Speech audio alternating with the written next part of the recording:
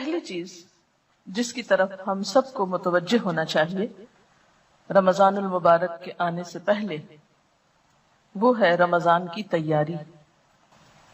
آپ عام روزمرہ زندگی کے مشاہدے میں دیکھتے ہیں کہ کسی بھی اہم کام کے لیے لازماً تیاری کی جاتی ہے۔ اگر کوئی کام بھی تیاری کے بغیر شروع کر دیا جائے تو اس میں وہ روح نہیں آتی، اس کام کو آپ صحیح طور پر انجوائے نہیں کر سکتے اور اس کا حق ادا نہیں کر سکتے۔ مثال کے طور پر امتحان کے آنے سے پہلے آپ کیا کرتے ہیں؟ تیاری کرتے ہیں۔ اگر کوئی شخص تیاری کے بغیر امتحان دینے لگے تو اس کا نتیجہ آپ دیکھ سکتے ہیں۔ اگرچہ وہ پاس بھی ہو جائے لیکن اس کی فیلنگ کیا ہوتی ہے؟ تو یہ ایک حقیقت ہے کہ دنیاوی زندگی کے کاموں کے ساتھ ساتھ عبادات میں بھی یہی اصول ہے۔ نماز جیسے اہم فریضے کے لیے آذان اور وضو تیاری کی حیثیت رکھتا ہے، ورنہ تو گھڑیوں کو دیکھ کے، سورج کے ڈھلنے، غروب ہونے چڑھنے کو دیکھ کے نماز پڑھی جاتی۔ اور جن ملکوں میں آذان کی آواز نہیں آتی یا جن گھروں میں آذان کی آواز نہیں آتی، وہاں پر نماز اس طرح روح پرور نہیں ہوتی جس طرح اس جگہ پر جہاں آپ کو آذان کی آواز آتی ہے اور اس کے بعد آپ چاہے دنیا کا کوئی کام کر رہے ہو، آپ کے دماغ پر، آپ کی سوچ پر کیا چیز حاوی ہو جاتی ہے؟ نماز کا وقت ہو گیا، جلدی کرو، یہ کام جلدی سمیٹو، نماز کا وقت ہے۔ تو آذان کے ساتھ ہی آپ کی نماز کی تیاری شروع ہو گئی۔ تو گویا کوئی بھی کام ہو اس سے پہلے تیاری کا کرنا، اور تیاری میں دو چیزیں آتی ہیں، نمبر ایک ذہنی تیاری اور نمبر دو عملی تیاری۔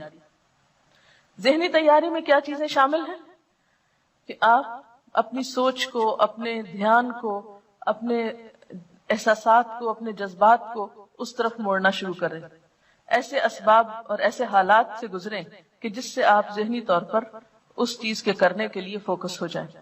عملی تیاری میں کیا چیز آتی ہے کہ مثلاً آپ کو معلوم ہے کہ رمضان میں آپ کو اتنا راشن چاہیے، جیسے گھریلو خواتین ہیں جو گھر چلاتی ہیں، اتنا راشن چاہیے، یہ چیزیں خریدنا ہے، یا عید پہ کپڑے بنانا ہے، یا اور جو بھی آپ سمجھتے ہیں کہ آپ کو اتنے لوگوں کو روزہ افطار کرانا ہے، یا زکوٰۃ دینا ہے، یا صدقہ خیرات کرنا ہے، یا درس قرآن دینا ہے، یا جو بھی کام آپ رمضان میں کرنے والے ہیں، اگر بیٹھ کر رمضان سے پہلے ان کے بارے میں مذاکرہ کر لیں، ڈسکشنز کر لیں، گفتگو کر لیں، تیاری کر لیں، عملی طور پر آپ بازار جا کر اپنا حساب کتاب کر لیں کہ کتنا خرید و فروخت کرنی، یا منگوا لیں، اگر آپ خود نہیں جاتے تو بھی منگوا کے سب چیزیں کچن کی ایک طرح سے دوبارہ سیٹنگ کر کے ہر چیز سحری افطاری کے اعتبار سے، پھر ٹائم ٹیبل آپ کے پاس میں ہونا چاہیے جس کو دیکھ کے آپ سحری افطاری کے اوقات فالو کرتے ہیں۔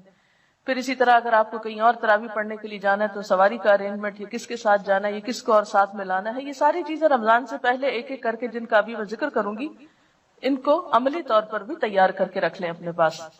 اس سے آسانی یہ ہوگی کہ جب کام شروع ہوگا تو آپ رائٹ اوے کام ڈے ون سے شروع کر دیں گے، اور اگر آپ تیار نہیں ہوں گے تو پہلا عشرہ تو آپ کا صرف سوچ بنانے میں گزر جائے گا کہ اچھا رمضان آیا۔ جو کام آپ کو کرنے ہیں یہ چیزیں آپ نے روز کرنی ہے۔ مثلا میں نے لکھ کے رکھا ہوگا کہ سب سے پہلے صبح میں کیا پڑھنا ہے، اس کے بعد تسبیحات کون سی کرنی، حالانکہ مجھے پتا ہے یہ کرنی ہے، لیکن پھر بھی میں کاموں کے پریشر میں بعض اوقات بھولنے لگتی ہوں، تو میں وہ کارڈ مجھے یاد دلاتا ہے کہ آج میں نے یہ کام نہیں کیا۔ کہ مثلاً اگر آپ نے اپنے اوپر کچھ نفل باندھے ہوئے ہیں یا کچھ ذکر خاص کرنا ہے، آپ کو خاص سے مراد مسنون ہی ہے، وظیفہ مراد نہیں ہے کہ 1000 دفعہ کچھ، لاکھ دفعہ کچھ پڑھنا ہے، تو ان سب کے ترتیب وار اپنے چیزیں لکھ کر رکھ لیں۔ پھر یہ ہے کہ جائے نمازیں وغیرہ دھو کے صاف ستھری کر لیں، کیونکہ افسوس کے ساتھ کہنا پڑتا ہے کہ بعض گھرانوں میں اس کا اہتمام نہیں ہوتا، اور بہت فریکوینٹلی یہ چیز دیکھنے میں آتی ہے کہ لوگ سارا گھر صاف رکھتے اور ایک جائے نماز گندی رہ جاتی، شاید وہ مائنڈ کرتے ہیں اس کو دھونا یا گناہ سمجھتے ہیں۔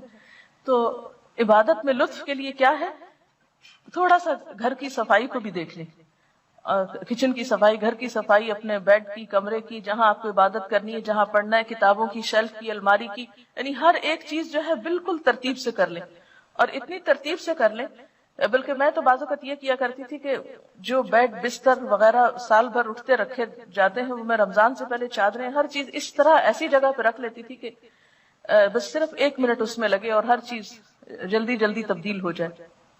اور لانڈری بھی رمضان کے لیے بچا کے نہیں رکھیں، سب کچھ واش کر لیں، کلین کر لیں، اور اس طرح آپ جب رمضان، جیسے لوگ عید کی تیاری کرتے ہیں، تو عید سے بڑھ کر آپ رمضان کے لیے عملی طور پر تیار ہو جائیں، اور ساتھ ساتھ کارڈ پر ذہنی طور پر عبادات کی تفصیل لکھ کر وہ تیاری کر لیں.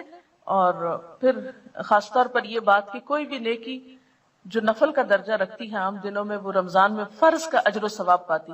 جو عام دنوں میں نفل کا مقام رکھتی ہے وہ رمضان میں فرض کا مقام رکھتی. پھر اسی طرح فرض جو ہے وہ 70 فرض کے برابر ہو جاتا ہے. پھر اس میں ہمدردی اور غمخواری کا مہینہ ہے، تو ایک دوسرے کے ساتھ آپ ہمدردی اور غمخواری کس طرح کریں. پھر اسی طرح شہر المواسات کے علاوہ خاص طور پر افطار کا جو اجر بتایا گیا ہے، تو اس میں بھی آپ دیکھیے کہ گھر والوں کو بھی آپ افطار کرا سکتے ہیں. افطار پارٹی سے مراد نہیں ہے، اس سے افطار کرانا مراد ہے. کھجور کے ساتھ، پانی کے گھونٹ سے، لسی کے گھونٹ سے، جو بھی اویلیبل ہے. پھر خاص طور پر سرونٹس کے بارے میں حضور صلی اللہ علیہ وسلم نے توجہ دلائی کہ ان کے اوپر ایسا بوجھ نہ ڈالا جائے کہ جو اٹھا نہ سکیں. عام طور پر لوگ آخری وقت میں گرم پراٹھا کھاتے رہتے ہیں اور دوسروں کی سحری کا خیال نہیں رکھتے کہ ان لوگوں کو خود بھی کھانی، یا وہ لوگ بہت ارلی بیچارے کھا کے پھر سارے گھر کو سرو کرتے ہیں. ہم خود سوتے ہیں اور ان کو کام میں لگائے رکھتے ہیں. تو ان چیزوں کا بھی تھوڑا دھیان رکھنا ہے. پھر اسی طرح افطار کے وقت میں بھی ان کی مدد کرنا، ٹیبل لگانے میں، اٹھانے میں، برتن دھلوانے میں، تاکہ وہ بھی نماز پڑھ سکے. دیکھیں وہ نماز کیسی ہے جو آپ خود پڑھ رہے ہیں اور آپ کے گھر کے مسلمان سرونٹس نماز نہیں پڑھ رہے ہیں. وہ روزے کیسے ہیں کہ آپ خود روزے رکھ رہے ہیں اور آپ کے گھر کے سرونٹس جو ہیں ان کو روزے کی پرواہی نہیں، پتہ ہی نہیں. اور اگر کئی دفعہ میں نے ایسے لوگوں سے بات چیت کی ہے کہ آپ نے روزہ رکھا، تو کبھی بھی ہم کہاں سے روزہ رکھ سکتے، ہمارے تو کام ہی بہت ہیں.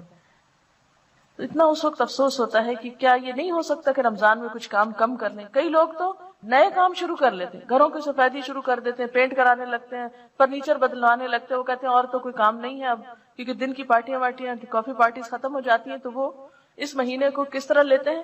گھروں کی رینوویشن کے لیے. اور اس میں بے وجہ میں ہم سروٹس وغیرہ کا کام بڑھا دیتے ہیں. تو اس چیز سے پرہیز کرنے کی ضرورت ہے کہ اس مہینے کو عبادت کا مہینہ سمجھ کے منایا جائے، نہ کہ دنیا داری کرتے ہوئے.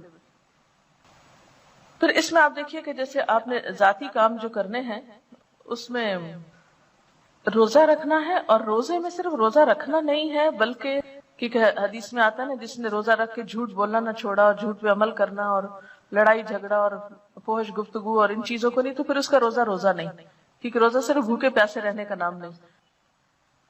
پھر اسی طرح نماز کے لیے آپ ایک ٹارگٹ اس رمضان میں رکھ سکتے ہیں. یا آپ یہ رکھ لیں کہ زیادہ نوافل پڑھنے، یا یہ رکھ لیں کہ خاص خشوع و خضوع کا، یا یہ کہ اول وقت، یعنی کوئی ایک ٹارگٹ اپنا رکھ لیں کہ میں اس رمضان میں اول وقت نماز پڑھوں گی، ساری نمازیں اول وقت. اور اس طرح آپ کو کیسے پورا ہوگا؟ الحمدللہ عام دنوں میں فجر آپ کے لیے اول وقت پڑھنا مشکل ہوتی ہے، اٹھتے اٹھتے کچھ دیر ہو جاتی ہے، لیکن رمضان میں تو آپ اٹھے ہوئے ہی ہوں گے. یہ نہیں کہ آپ سحری کے بعد جو لوگ خود کام کرتے ہیں گھر کا، تو وہ کیا کرنا شروع کر دیں، برتن دھونا شروع کر دیں، کچن صاف کرنا شروع کر دیں، اس کو فرش دھونا شروع کر دیں، اور سارے کام کرتے کرتے سویر کر دیں، اور جب تھوڑی دیر رہ جائے سورج نکلنے کو تو جلدی جلدی نماز پڑھ لیں. یہ نہیں کرنا، طویل نماز پڑھیں. کیونکہ فجر کی نماز جو ہے آپ صلی اللہ علیہ وسلم کی سب نمازوں سے زیادہ طویل ہوتی تھی. تو اس کو مسنون طریقے سے پڑھنے کے لیے آپ کو کیا کرنا ہوگا؟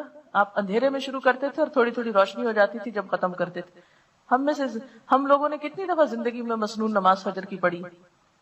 تو یہ رمضان کا موقع اگر آ رہا ہے تو کوشش کریں کہ اس میں اس سنت پر عمل ہو جائے. تو ساری نمازوں کو اول وقت میں، یعنی یہ جو عبادات ہے رمضان میں، ذاتی عبادات، اس میں روزے کو، حقیقی روزہ، نماز کو، اول وقت کی نماز اور خشوع و خضوع. پھر اسی طرح نوافل میں جو جو چیزیں آپ کر سکتے ہو، اور اس میں خاص طور پر قیام اللیل یعنی جو تراویح کی نماز ہے اس کا اہتمام، کیونکہ ایک نفل جو ہے وہ فرض کے برابر ہے. عام دنوں میں فرضوں میں کوئی کمی کوتاہی ہوئی تو انشاءاللہ تعالیٰ وہ اس کی کمی کو پورا کرنے کا سبب بنے گا. اس لیے تراویح کو بہت شوق کے ساتھ، کیونکہ اس میں مغفرت کا وعدہ بھی ہے کہ جو رمضان میں قیام شوق و ذوق کے ساتھ کرے گا وہ اس کے گناہ معاف کر دیے جائیں گے.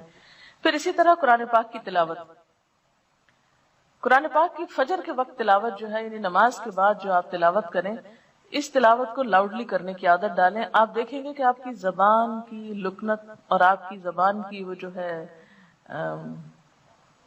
رکاوٹ وہ دور ہوگی اس سے انشاءاللہ. پھر اسی طرح یہ جو صبح شام کی دعائیں ہیں خاص طور پر ان کو پڑھنے کی عادت ڈالیں، اور ان کو آپ زبانی یاد کرنے کی بھی کوشش کریں اور روزانہ ان کو پڑھیں بھی.